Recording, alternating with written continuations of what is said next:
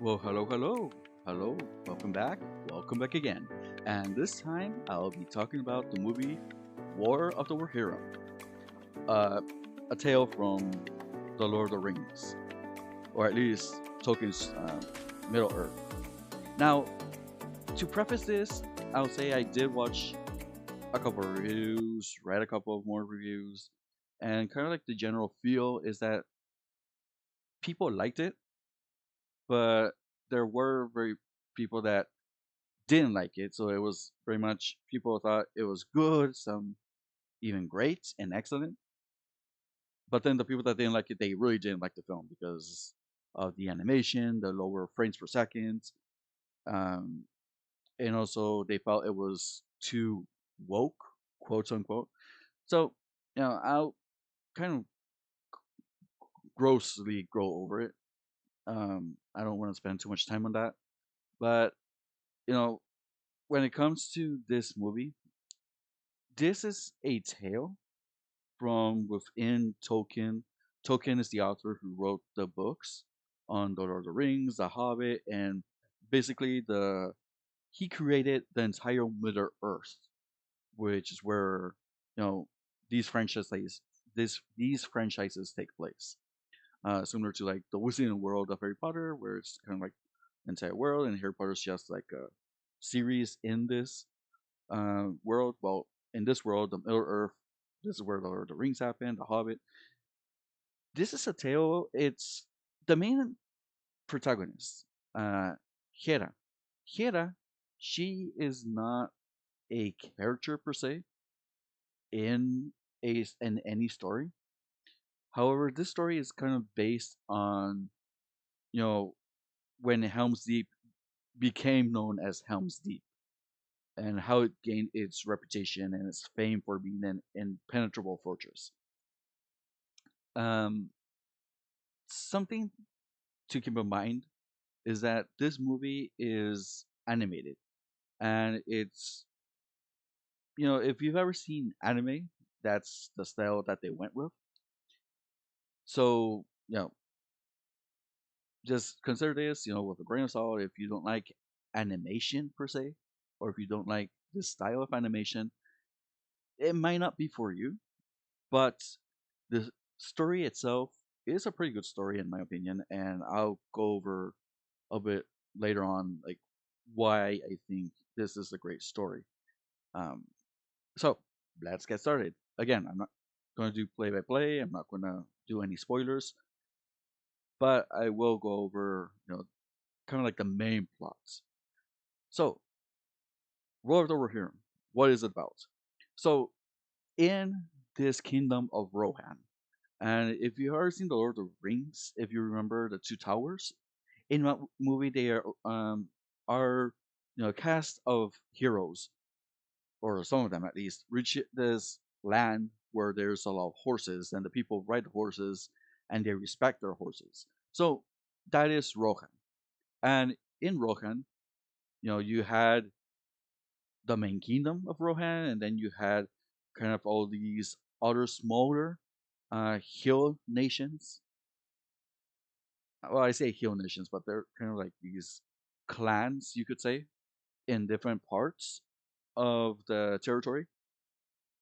And Helm is the main king. He's like the big boss king. But, you know, these other uh, people, these other smaller nations within the territory, they also have their own kings. So it's not like he's like the only king and they all respect him. It's kind of like, oh, he's a king with the biggest territory, and the smaller clans are kind of there. So Hera, who is Hera? Hera is the daughter of the king. Now, again, she is not like a main character in any of the tales that Tolkien wrote. So they even I heard um, they had to come up with a name for her because she's not even named by Tolkien. Now, Hera is your typical heroine in the sense of she is not looking to get married. She wants to be free. She wants to do her own thing. But people, genuinely like her, and she could actually go on to rule the nation if she wanted to, because people respect her that much. Now, we do see her running around on the horse. Um, by the way, the narrator, awesome choice. The narrator is Miranda Otto.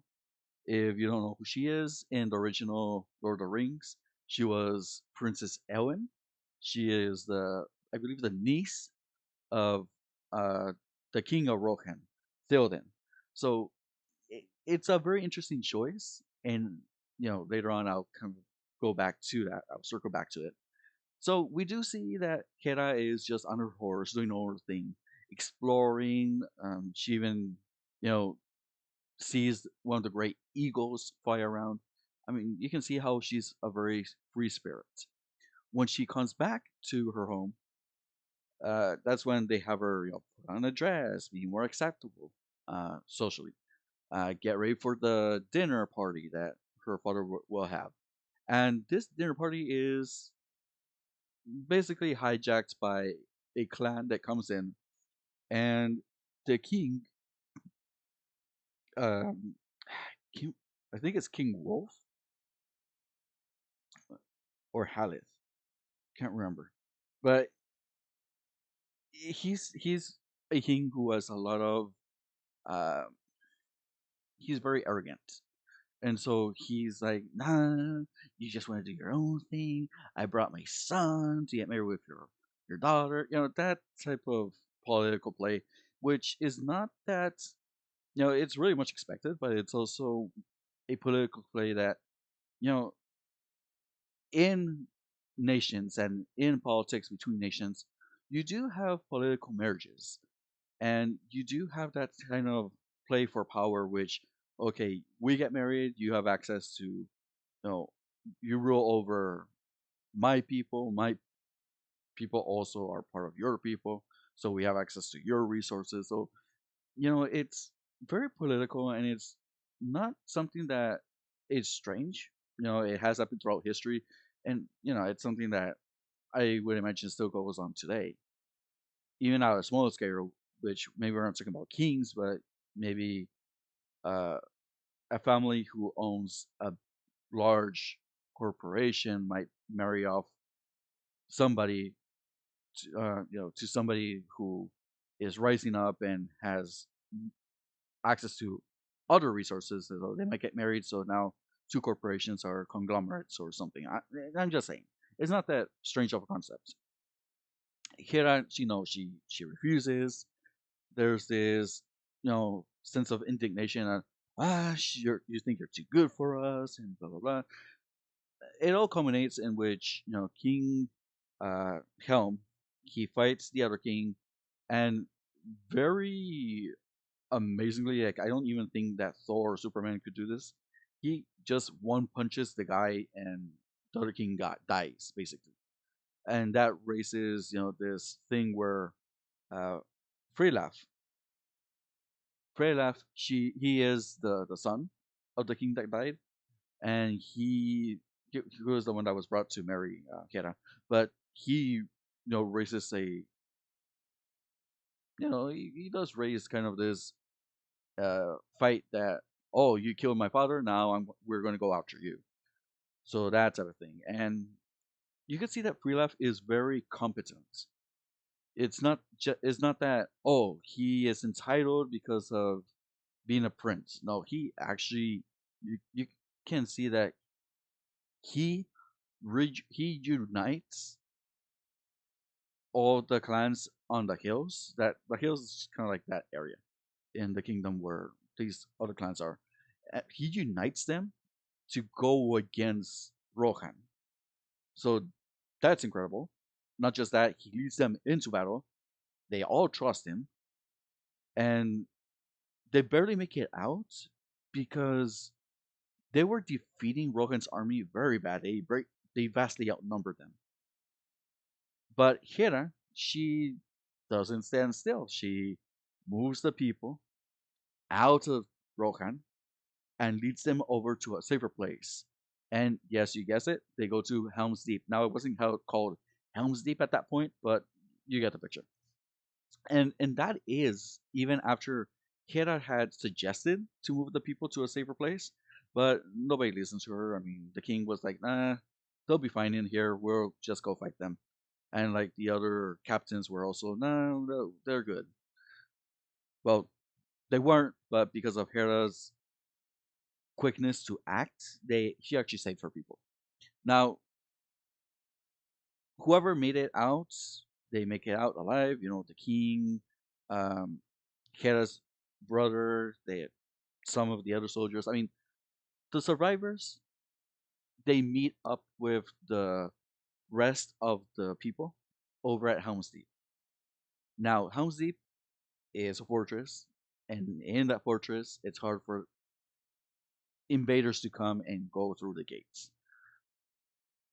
And so, as they're preparing, they close up and they have their whatever little things they brought over for food, and that's kind of like one of the other things that happens, where yes, well, the enemy can't easily infiltrate them. They also can't like leave to get food, so the things are kind of critical in that sense. Now, at a point, the king he gets angry and he gets kind of lost. Like nobody sees him for a while, and there's rumors of a ghost. Ooh, ghost. Well, turns out that as Hera goes to investigate what is it that is happening, and where the enemy is and what's going on, to kind of decide the next steps, uh, she finds that her father has survived outside barely, and even if it's barely survival, he is bashing and crushing the enemy soldiers, um, bits by bits. And it's not just that, but you know, the father the way that they depict him is that he's like this raging maniac and he is defeating everybody, and he's just wild and uncontrollable. But then we get to the real monster, and that is that it's not the king that they had seen that the soldiers were reporting, like, oh, and this monster comes and eats the people and eats the soldiers. They weren't talking about the king. um, it ends up that there's cave trolls, and cave trolls are huge. They're barbaric. Well, that's basically what happened. So the king he saves Hera, he defeats the trolls, but it did cost him his life as all the soldiers were coming closer, and he needed to give Hera enough time to escape. So saving his daughter, he sacrifices himself, even though he could have still gone on for a bit. Even though he's like all white and pale from the cold, it's kind of amazing. Now, in a review that I had seen, there was a criticism that they make him out to be like a ghost but not a ghost, and it doesn't make sense. And to that I will say it does make sense, because if you have read the tales from Tolkien, the much older generations, right? The people of the Numenor, the men of the North, they were majestic. There's no other way to put it, because they're tall, they're long living, they're endure, and physically they endure a lot of things. They have high endurance. They're quick, they're highly intelligent. So those bloodlines start to get diluted as generation through generation. So like the earlier generations, they are always depicted in these tales as being larger than life, and kind of to picture this, even Aragorn in the tales of the Lord of the Rings, he's already in his 80s and he still is the hero that he is, and that's because he still has that bloodline from the man descended from the north. So, in a way, how they depicted King Helm is not that far fetched because the heroes, these larger than life characters, were exactly that, larger than life.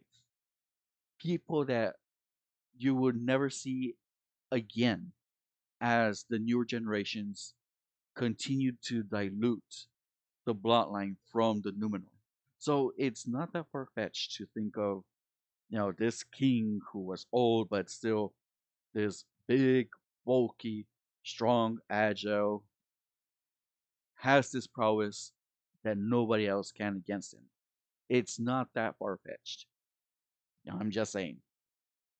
Uh, to not make this commentary and this review kind of that longer, um, at the end of the day, uh, Freylaf, he finds a way to infiltrate, very similar to the Two Towers, how the orcs and the Urukai, they arrive and they have the ladders that come up and everything. Well, they do something similar. And Hira, she, there is an exit in like the back entrance and it takes them to more mountains, but there is an exit for the people to safely get out from. So Hera decides to stay behind and kind of confront Freelove because Freelove is highly fixated on her. I mean, it's insane how fixated he is on her. Not just that, but we also find out that one of the survivors in Helm's Deep is an older lady who is the last descendant of the Shield Maidens. A Shield Maiden is a group of women who, in older times, when the men were all out fighting, these women, they, the women, this group of women didn't just stand still when the enemy came to the villages. So they themselves picked up arms, fought them off, and that's how this kind of group came to be, the Shield Maidens of Rohan. And it was something that came, passed on from generation to generation until eventually it almost disappeared, and she was the last of the Shield Maidens. She gives Hera her shield. She also gives her a type. It's kind of like a wedding dress, but it's an attire that was meant to invoke fear because there was a story about the ghost of a woman who was going to get married and then something happened. So the dress was meant to invoke fear because everybody knew the tale. And so she gets dressed, she gets ready, she heads out, she confronts Freela. Uh, she's not alone. Some of the people decide to stay back with her and fight back. And she does manage to defeat Freela. And it's an amazing fight scene. It's amazing. Her brother even fights along her side. So at the end of the day, they win, right? Um, Similar to how in the Two Towers, they Elwyn's brother, he was banished, he was exiled while the king of Rohan was still under, um, you know, Saruman's spell. So he leaves, but then when Halsey was in trouble and they lit the torches, well, they didn't lit the torches, but they blew the horn and they let known that hey, we're here. By that time, Ilmer comes back with his men that had, you know, went in exile with him, and they surprise the enemy and they attack. And something similar happens with her brother. Her brother had been outside, um, because she used the eagle, one of the giant eagles who had happened to have a nest nearby. Uh, the eagle goes out for help. The brother comes with reinforcements. They fight, very reminiscent of the Two Towers, the whole battle. And well, at the Battle of Helm's Deep, I should say, and it was amazing. I mean, the fights, it's the anime style of fighting, which is intense. It gets gory. It gets, there's slashes, there's jumps with slashes, there's piercing with the sword, there's shields that break, there's bones that are crushed. Amazing. The whole thing, action packed, amazing. At the end of the battle, obviously they win. Uh, Hera declines power as being the next of kin. She says, no, you can take care of it. She tells her brother. And so she goes off and does her own thing. She leaves and she lives as a free spirit. Now, to address a couple of the concerns that people had of this film, one, being the frames per second. And if you don't know what that is, it's basically how fluid the movements look. So if you ever see a video and it seems like it's choppy, that like one movement pause and then there's a next movement pause and like that. So that would be like a lower frames per second. This movie is very animated and it is made in an animated style, like anime. There are parts where it gets a little bit choppy, but I didn't get detracted that much, to be honest. And when I did notice it, it really didn't bother me because that story and what was going on at that time was more interesting than, oh, hey, it's not 60 frames per second, or oh, hey, it's this, right? It's not that big of a deal. Also, with concerns of, oh, Hero was made the protagonist, and that's because she's a woman. It's woke.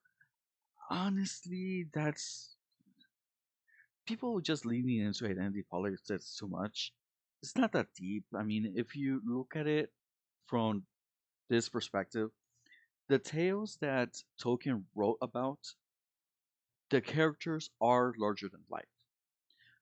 But oftentimes the main character, the center of it all, is the simple and everyday people. To quote from one of the movies, because I remember Gandalf actually says this in the books, but he does say that it's not the heroes. At the end of the day, it's not like the heroes and the grand acts of valor that keep the evil away. It's the small things that everyday people do. Those are the tiny acts that keep the evil away. And so the center of the stories of the Lord of the Rings, of the Hobbit, is the everyday people that might be your neighbors, they might be yourself. It's the everyday people that are not grand. It's not your grandiose heroes. It's not your powerful general, your dual axe wielding dwarf. It's not like your high elven, I will shoot you with an arrow from miles away. It's not. It's the small common folk. And the same here. Hera is a nameless character. The name character is King Helm. That's why it's called Helm's Deep at later on. But it's not his tale. It's his daughter's tale. The person who declined, who didn't want power for herself. She wanted to be free, similar to the shield maintenance. You know, I was, I said I was going to bring this up, but in the Two Towers and in the Return of the King, we're presented with Eowyn, King Theoden's niece, and one of the things that catches Aragorn's attention is when she starts swinging a sword, practicing, and he goes on to say, "Well, you're not going to be fighting. Why are you, you know, moving the sword? Why are you swinging your sword?" And she basically tells him, "Well, because I can. From a young age, I've learned to use the sword, And there was a time that the shield maiden, well, she didn't use the word shield maidens, she didn't use that name, but she did say that there was a time in which when men went out to war, the women who stayed behind, they didn't sit defenseless. They also geared up to protect the home while the men were away. And so it really was a okay, yes, I'm a woman, yes, I'm strong, but there's a reason that she's strong. There's a reason to what she does. And the same with Hera. I mean, Hera, she might be a woman, but she wasn't allowing herself to just get married off because that's not what she wanted. She wanted to be free and explore the world. And I don't think that's really a feminist agenda or identity politics. It's just really a character who wanted to forge her own destiny. Change the genders. I don't think there is much of a difference in the story if instead of Princess Hera, if it would have been Prince Hero. I mean, I don't think it would have been that much of a difference. But people wouldn't be reacting that way of, oh, it's identity politics. I don't think so. It's not that deep. It's your everyday character who is unassuming. She only wants to live a normal life, a happy life, under her terms. And that's what it is about.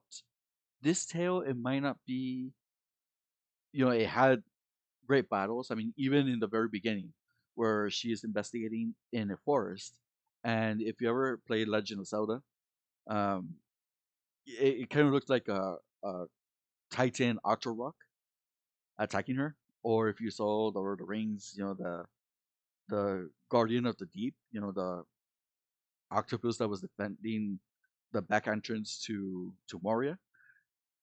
Well, that was an incredible action scene, and it was amazing. This large octopus fighting against this large behemoth of an elephant or elephant.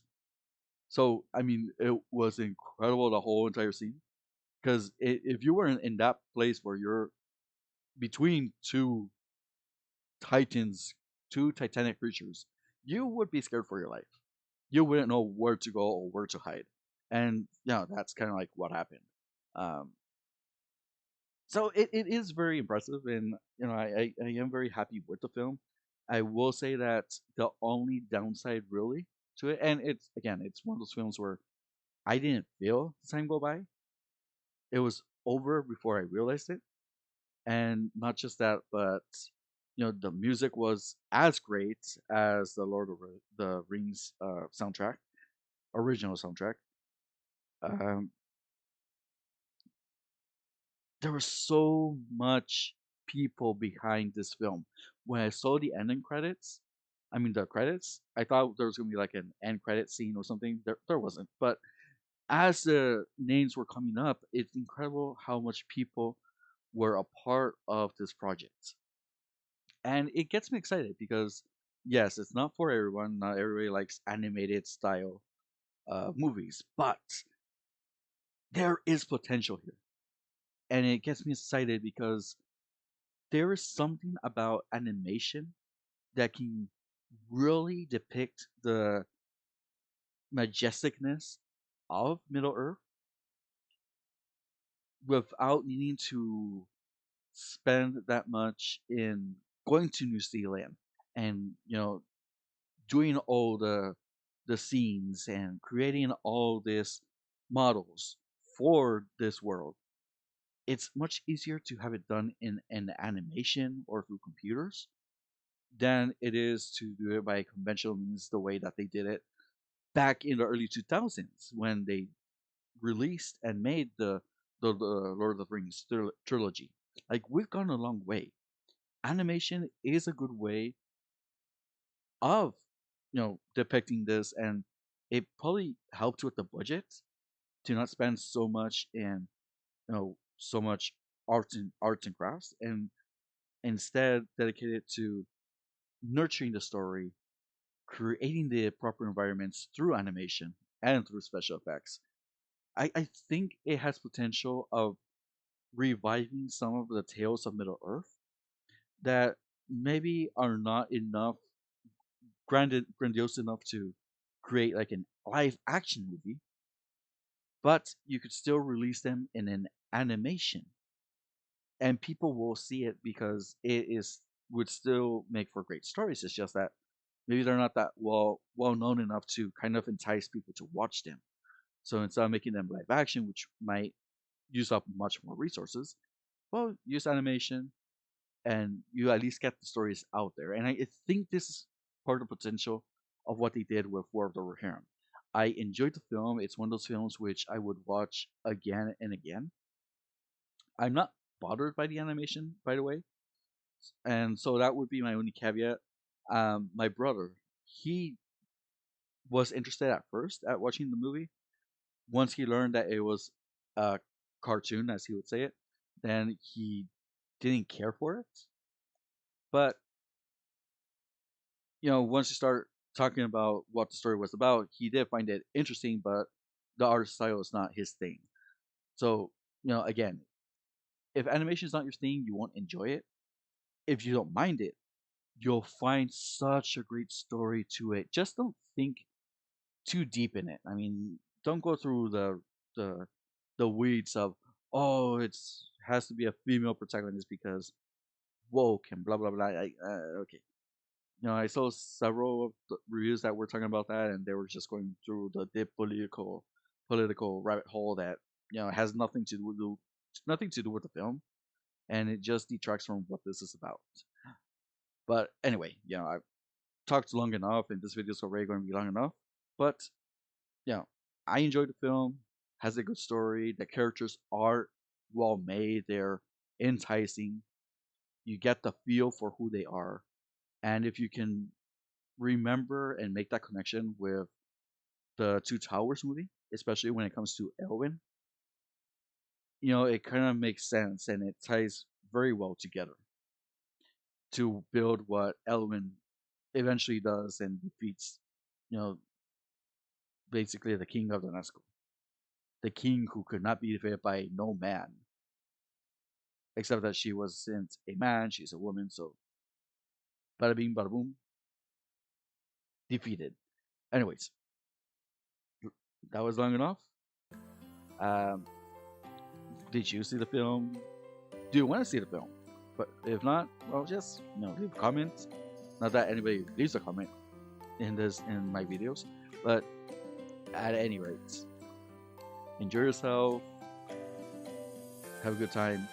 Um, Definitely recommend it. I'll probably get the movie, like the physical copy of the movie at some point. So remember, and always remember, be good to one another and to those around you, because you never know what they're going to. All right, talk to you later. Bye bye.